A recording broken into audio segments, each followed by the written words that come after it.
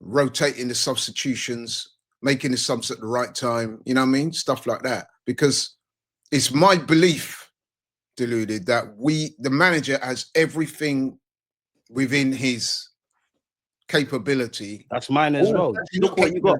He has everything there in order to get the job done. You know what I mean? There's no excuses this year, really. I don't see that, man. I mean, he's the squad. We did fantastic business in the summer. We brought in 8 players. 8 key players. All of those players that he brought in are quality players. They're all internationals, right? Fact.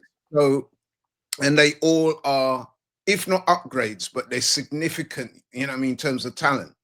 You know what I mean? So, so if you add that to what we had already, and we finished up runners up the last 3 years, then logic dictates that we should be there or thereabouts come the end of the season. Obviously, Liverpool, they spent more money than us because obviously they had those big hit signings, Verts. Yeah, but we're more spreading our thing out. But yeah, but if you look at the squads, and I've done that, if you look at the squads and analyze in depth, you will see that Arsenal squad is as strong, if not stronger. So again, to me, it's down to the manager. There are going to be games when it's tight, when he needs to make a couple of substitutions here and there, maybe change the formation, maybe switch the tactics. This is on him now. This is why he gets paid all that money. He's been at the club, since 2019 now, 6 years. He's had the experience. Time to deliver, bro. Time to get over the line. Yeah, pressure's a privilege. And do you know what? You're right, because I know, like, it depends where people sit in it. You know yourself, because you're in this line of work. You know, Arsenal fans, if we win, it's amazing. If we lose, get everybody out. I think one thing that, whether you're mad Arteta in or mad Arteta out, or you're optimistic or pessimistic on our title range, the players have not, from the first year we fought for the title to now, the players are not doing the diplomatic thing. They're openly saying now, oh, we want to win trophies. They're not doing the whole, like the PR, like, which is right, like, oh, Arsenal should always be winning trophies. I think they're quite specific, and I even extend that to the manager. Like, the manager, I think he gave an interview on Sky Sports for the break. He was like, oh, he was talking about timing's important. We want to win. It's not nice to be second. Evidently, we want to get over the line. And I feel the players were let down last season, but they're doing their thing. I agree with everything you said. I believe in Arteta as a manager. You've got the money. More crucially, you've got the squad, and you've got a bloody good squad. Let's just get over the line. So that kind of, like, we can kind of focus on the league and Arteta, in my opinion, because that leads me to ask you, first thing, what do you make of the bookies and the supercomputers now putting us as favourites for the Prem and the champs? Because that wasn't the case 2 weeks ago, but it is now. Yeah. I think you're going to find that that will change over the course of the season, depending, obviously, on how results go. I mean, I've got to be honest, prior to the season starting, especially with the business that Liverpool did, I made them slight favourites. And because they won it as well, you got to give them exactly, and they got the experience of winning. You know what I mean? But as we all know, the Premier League has got it's a very, how can I say? It's a very unique league, man. It's very intense. It's very physical. It's very fast. There's a lot of teams that on any given day you can drop points to. But I think one of the things that I'm kind of leaning more towards Arsenal now is the result we got at Newcastle. I think that kind of showed me that the mentality is there. You know what I mean? I mean, when we dropped points, when we lost to Liverpool and then we dropped points to Man City, I've got to admit, and I've got no problem in sharing this with you, I was questioning the manager, because I thought to myself, look, man, come on, you got to me, both Liverpool and City, especially City, were there for the taking. And I think the manager on the day, he didn't get his formation and his tactic. Just the mindset was wrong for me. I think we should have gone at it a bit more. Exactly how we approached the Newcastle game. Yeah. Putting the handbrake down, as they say. There's an old saying in life, fortune favors the brave. Facts. So you've got to be, you know what I mean? When you've got the talent that we have at our disposal, when you go out on that pitch, man, you've got to stick your chest out and say, look, we come here to win. You bleed just like us. Yeah, in those 2 games, I think that the attitude we gave off is one that we're here not to lose. I don't think you can win titles with that mindset when you go to some of the bigger clubs. You've got to go there, man, and try and win the game. Especially the City game, man. We should have beaten them. I've got no hesitation in saying that. To me, that was 2 points dropped. I think we wasted 45 minutes, if I'm honest. And I've got to be honest as well. When I heard the manager in his post-match interviews basically saying that we were brilliant and how people had contacted him and saying CEOs are calling him and that. And that's great for me, but like, bro, you just win the game, bro. I hear that, exactly. But win the game. What did he say that really stuck in my craw? He said that, yeah, the performance that we put out against City, drawing with them at home when we should have beat them by at least a couple of goals, by the way.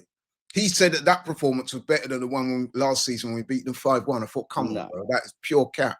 That is capping. That being said, though, you know, these games have happened early in the season, so I'm hoping he's going to learn from that, because I don't really believe deep down he really believes what he said, if you know what I mean. To me, that's he must know that he needs to change his approach when we play the better teams. And if you can get that right, man, I'm pretty sure we can go on and win it. We can definitely win it.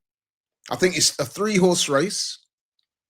Because I don't think you can write City out just yet. I'm so happy you mentioned that, because I was going to ask you about that. I think City are just going under the radar, and it'd be silly to do that. They're handling business low key. Yeah, you can't write off Pep and them, man. And look at Haaland; exactly. He's in devastating form at the moment, and they've had a few injury problems. So when some of their guys come back, they're going to be even stronger. So you can't write them off. Liverpool obviously going through a little blip at the moment. Obviously, they're going to be there or thereabouts. And then it's us. I think it's between those 3 teams. So I think it's going to be, there could be ebb and flow. I mean, I'd love to be able to sit here now and say, yeah, we're top. We're going to stay there till the end of the season. But that might not be the case. I mean, they say that when you're being chased, the pressure is slightly different as to when you're doing the chasing, if you know what I mean. Exactly. You look back too much and they might catch up with you. Yeah, exactly. Every time we turn up at a Premier League ground now, we have a target on our back. I mean, we had a target on our back anyway, but I would argue that now when you're topping the table, that target becomes bigger. Everybody wants to take down the guy that's at the top of the table. You know, in theory, you're at the pinnacle already. Like the only way is down from first place, God forbid. Yeah. So, you know what I mean? You're constantly, if not looking over your shoulder, because really, actually, you should be blinkered and looking ahead. But you know what I'm saying? The pressure is on every time you step on the pitch. And with the Premier League, it's still early. 7 games out of 38. That's less than 20% of the season so far. So we're in a good place, man. But we've got to be focused. We've got to be blinkered and stay humble and hopefully go on and do what we need to do and win the title. Do you think the pennies dropped for Mikel Arteta? Because for me, where it comes to like the final third, I think on one hand, you know what, Arteta, you've got us second, we're doing our thing. It's just about getting over the line. That's why I was annoyed, like going back to what you said about like when he was talking about nobody seeing us do that and all those kind of things, and CEOs are calling my phone. I hear that.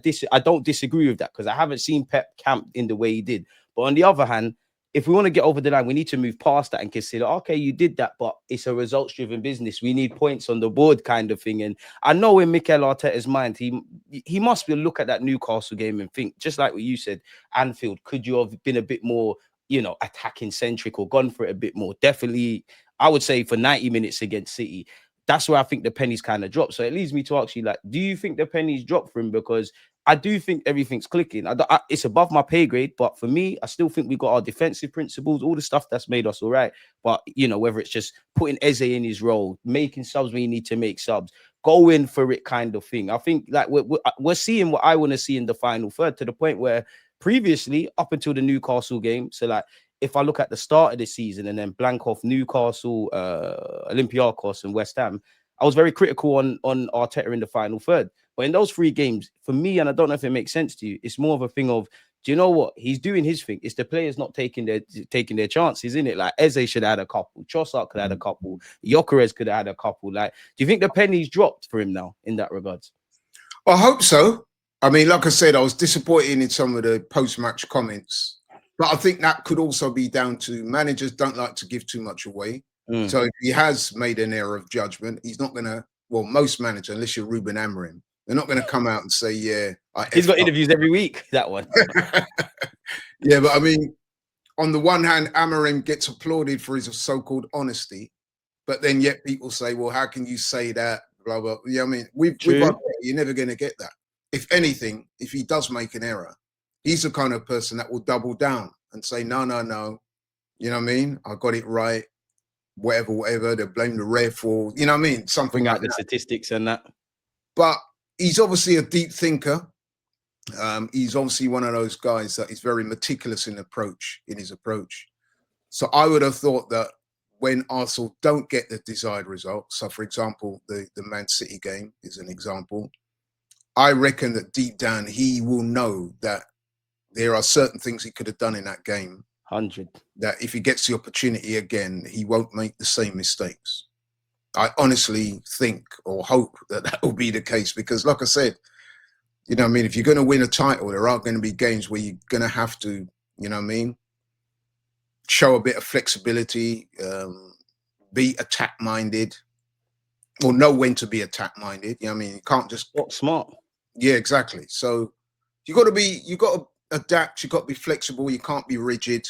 But he's learning. So I'm hoping that, like I said, next time those situations present themselves, I hope he knows and will do the right thing. What have you made of Eze so far?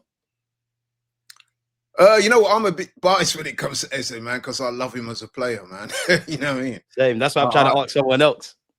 Yeah, so what I'm about to say, some people might disagree with, but I love Eze, bro. I think he's exactly what we needed.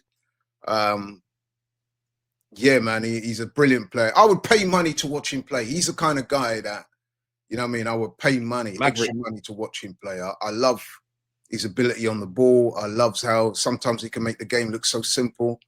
He does have, he's not perfect. I mean, you said it earlier, Deluded. There's a couple of chances he had that he could have done better with. We saw that in the West Ham game. He missed the sitter.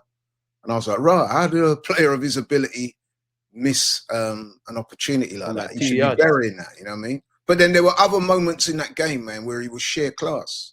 So listen, he will get better. I mean, so far, I'm pleased with him. Very pleased with him.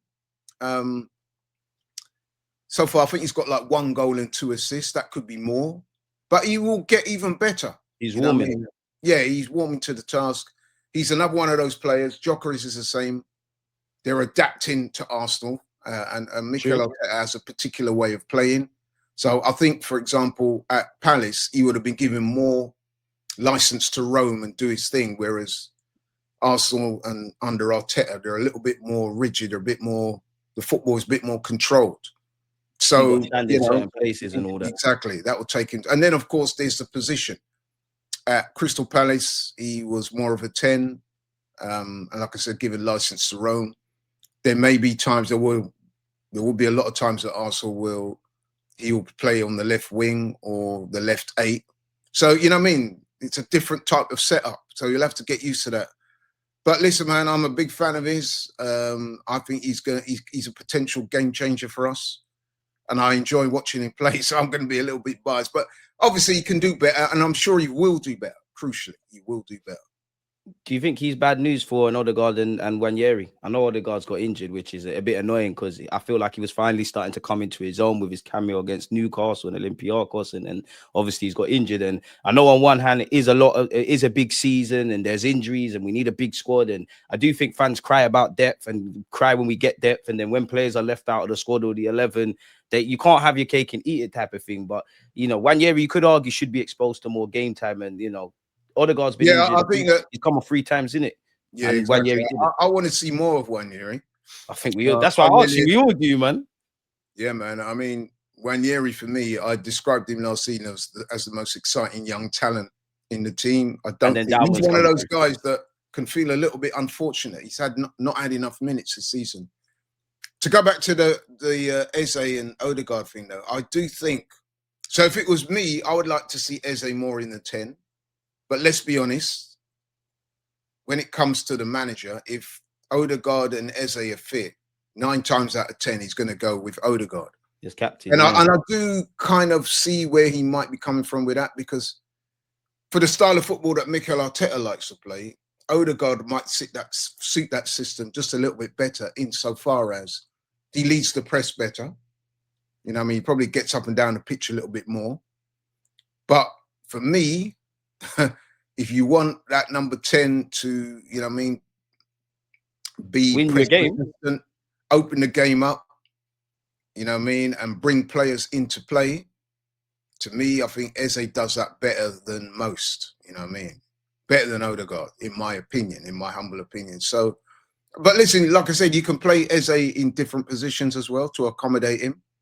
So I look forward to seeing how that works out. But I do think if it comes down to a straight choice between who plays in the 10, if they're both fit, I think 9 times out of 10, Mikel Arteta is going to go with Ødegaard. I mean, it's his captain. So, he you know what I mean? That's what he's going to do.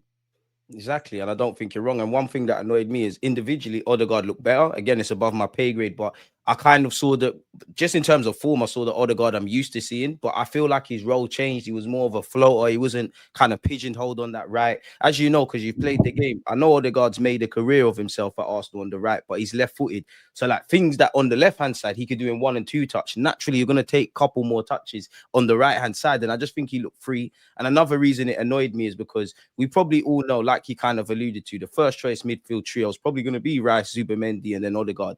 But maybe because of the moment we're in and the penny kind of dropping and us being good in the final third, obviously against West Ham, we saw Eze and Ødegaard start, and obviously with Rice, and then through injury, that kind of thing like didn't happen. So it's a bit annoying. I think you said it there as well, in that there are going to be times Eze's going to have to occupy left wing. Like, if I had to criticize anything of the summer, which listen, we signed 8 players, Bertie, you did your job, right? I think it should have been 9 players. I think we should have got a left winger. And I know I'm being greedy, but I think there's scope for that left winger, really. I think there's a bunch of guys that can play there, but there's no one I'd really bet on for 30, 35 of that 38 games. This is why I'm starting the agenda around us buying Semenyo, but I'm not expecting it. Like, I need it, man. I need it, man. In fact, would you make a Semenyo as well, man? Because man, he's quality, man. He's quality. Bring him. I've been saying that from time, and he's that, like you said, that left side, left winger. Fair play to him, though. He signed a new deal at Bournemouth, and look what he's doing this season. That's been amazing. You know what I mean? And he's doing it against all types of teams, not just the medium or the lower teams. You saw what he did against Liverpool. I was there last season when we played Bournemouth. I was at that game when Saliba got sent off, and we lost the game. But Semenyo was the best player on the pitch that day. You know what I mean? He was a constant threat. And what you notice about Semenyo when you watch him live is that he's a big, strong guy, but he's very nimble on his feet. You know what I mean? So he's got everything. He's got pace, he's got power, he's got ability on the ball, he's got a good mindset. You know what I mean? He's brave. Yeah, he's the real deal, without doubt. I'd love to see him at Arsenal in the future, but that's a long way off. I think when the time comes, because I don't think he'll be at Bournemouth next season, especially if he carries on the way he's going at the moment. But we're going to be one of a number of teams, hopefully, interested in signing him. You know what I mean? But yeah, man, I rate him highly.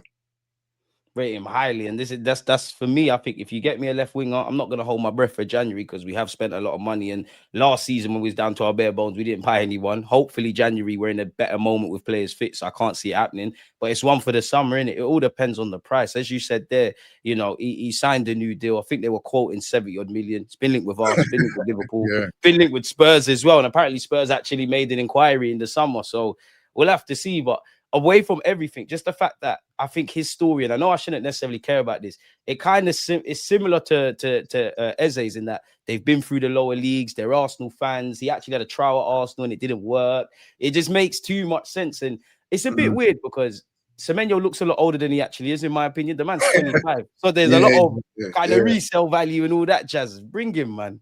Bring him. He's physically a beast. I didn't realize how big he was until, like I said, you see him in the flesh. Yeah, because he was operating the left wing. That was on the side of the pitch. And he can take long throws as well. So the set piece coach, you're here now. Like I said, he's a unit, but he's not just a unit, man. He's a very athletic. You know what I mean? So killer on the transition. Yeah, very good. To be fair, though, it would make sense for him to go to Liverpool. Spurs, I think he uplifts Spurs, so that would be the one beyond obvious reasons why I wouldn't want him to play there. Before we get into Gyokeres, what have you made of Zubimendi? Oh, I've been impressed by Zubimendi, man. I mean, finding his feet now. Yeah, he is. He's starting to find his feet. He's looking good.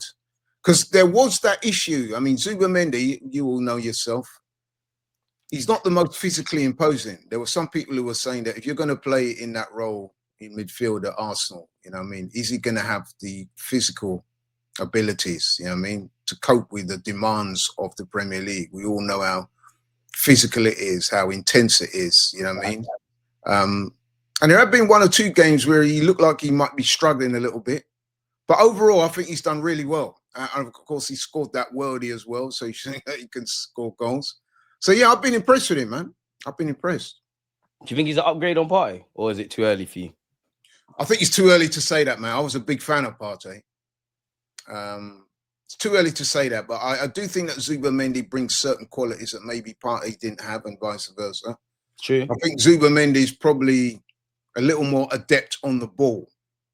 You know what I mean? Partey is a more physical presence and can run with the ball. You know what I mean? He's a ball carrier in a way that Zubimendi is not quite. But Zubimendi, he's getting better as well.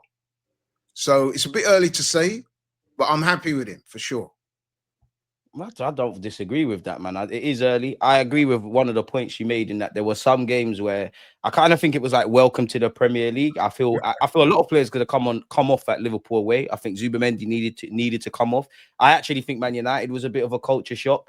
I don't quite believe it at home to City, because I think all of our midfielders were like, it's like they can't swim and you kind of threw them in at the deep end type of thing. But those are the kind of games you need him to learn from. As much as I like his goal against Nottingham Forest, it's all fun and games with the greatest of respect. The West Hams, which he did well, the Leeds, and all those teams where we've got the majority of the ball. It's them kind of games, like you referred to, like the bigger games where he might have looked out of his depth. You need him to get that culture shock. He's not an idiot. I'm sure he's spoken to his colleagues about the Premier League and he knows about himself. But I guess it's only when you're out there playing and you're in the deep end that you everything they say is kind of true type of thing. But I don't think any summer signing has done bad, really and truly. But one that does provide differences of opinion, is Mr. Gyokeres. Now, I want to read this to you. His manager at international levels come out and said, Gyokeres is in very good form at the moment and is very good. If people say he doesn't have an impact on matches, then they don't understand football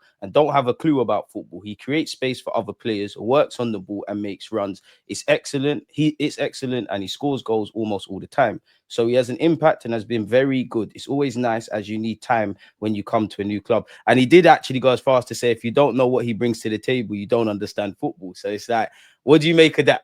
What have you made of that? What do you make of Gyokeres so far? Like, is there any concerns? Because I won't lie to you, Laurie, the last 3 games, as I said earlier, from Newcastle, Olympiacos, and now, I think it's more on you. Before, adapting, not creating, all those kind of things. I think you are to blame for you not scoring goals now. But where are you at? It's no goal in 6 now for him. Yeah. I mean, first and foremost, what I would say about those comments is, let's be honest, you would expect the national team manager to say that about his striker. Yeah. So he's supposed to say that. And I don't disagree with most of what he says there. I mean, let's be honest, Victor Gyokeres, his arrival at the club was highly anticipated. We were crying out for a number 9. He was brought in to solve the club's long-standing need for a consistent clinical centre forward who could fit into Mikel Arteta's system. He's come in now. He's got 3 goals in 10 games overall. Listen, man, there have been games when he's not affected the game as much as we would like. Actually, in the last game, I think that was probably his least effective game. Yeah, West Ham, he's a passenger. Yeah, he did look a little bit out of sorts in that game. But listen, as we've been saying, a recurring theme throughout this show, we're talking about adaptation. So what I see is a player that he's getting used to us and we're getting used to him. It is going to take time. He does have 3 goals. I would have liked to have seen Saka giving that penalty the other day. I know that Saka is a designated penalty taker, and I know that we were only 1-0 up at the time, so logic dictates that the designated penalty taker should take it. But I would have liked to have seen Gyokeres I would have liked to have seen Saka giving the penalty just to get his confidence level up, because, you know, strikers, they're a unique breed. They're weird, man. We tend to judge strikers purely on the goals they get, not on what they do. We only talk about the hold-up play when they're not scoring the goal. Yeah. You know what I mean? So, facts. I still like him. I think he's going to come good. I backed him to get 20 Premier League goals in the season. I'm sticking with that. Same. He's already got 3. Like I said, the season is not even 20% over yet. There's loads of games to go, over 30 games. So he will get better. We will get better. He will get opportunities, and I think he'll take them. The one thing I would say, though, if you're a goal scorer, especially if you're playing for a club like Arsenal, where the scrutiny is so big, he's not scored now for, what, 6 games? Now, that's a bit of a goal drought. That's a little bit of got to be playing on him as well. Yeah, I would imagine it is, man. No matter what he might say publicly, I'm sure. And that's why I'm saying I would have loved Saka to give him that penalty and he would have scored it, because at least that would have kept his goal numbers up and given him something to, you know what I mean, feed off. But overall, man, I'm happy with him. I don't know. What do you think? Because I know some fans are not. You know what I mean? We live in that world, man, where it's instant gratification. People want results, and they want results and goals right now. If I'm honest with you, Laurie, I think there's a lot of, well, obviously, I think externally, people that are not connected to Arsenal, everything we do is highlighted.